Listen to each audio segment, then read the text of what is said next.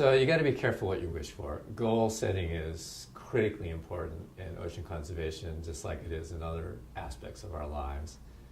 And right now, we're setting goals like maximizing the yield of a fish stock or minimizing the pollution that goes in so that half the organisms don't die. That's called an LD50 rule. And arguably, these goals are okay for certain purposes, but they do have problems associated with them. For one thing, they don't take into account the fact that ocean ecosystems can completely change state in a nonlinear way.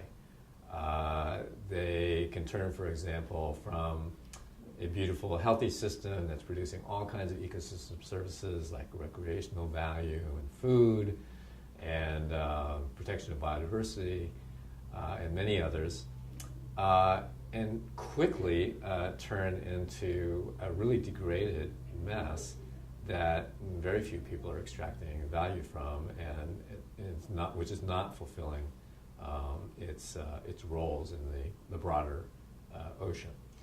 So it's really important for us to recognize that the goals that we're working under now are not the only ones that we could be thinking about, and in fact, because the world is changing rapidly, because the climate system is throwing surprises at us all the time, like superstorms and heat waves and changes in precipitation patterns that are hard to predict, it actually makes more sense to set goals that are about maintaining the resilience of ecosystems rather than any particular structure. So what I mean by that is that if you imagine ecosystems having many different attributes, some of which contribute to its resilience, in other words, its ability to resist change, and if something hits them, they can recover. That's a high resilience system. And some of which make them vulnerable, like not having enough species, not having enough redundancy in what these species do in the system.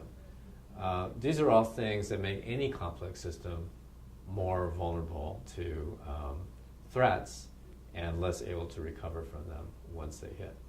So the key to managing systems for resilience is to understand what the healthy attributes are. Just like maintaining your own health depends on understanding all those things that make your whole body healthy, not just your head or your arm or your leg. It's really maintaining a healthy lifestyle that will make you feel good, and it'll allow you to fend off diseases better and remain healthy no matter what the world throws at you. Similarly, in ecosystems, if you have a lot of species, if you have many species in each ecological group, a lot of predators, a lot of grazers, a lot of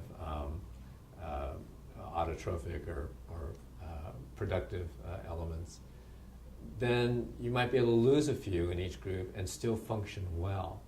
If you have less redundancy, less diversity, you're going to be less able to resist those changes.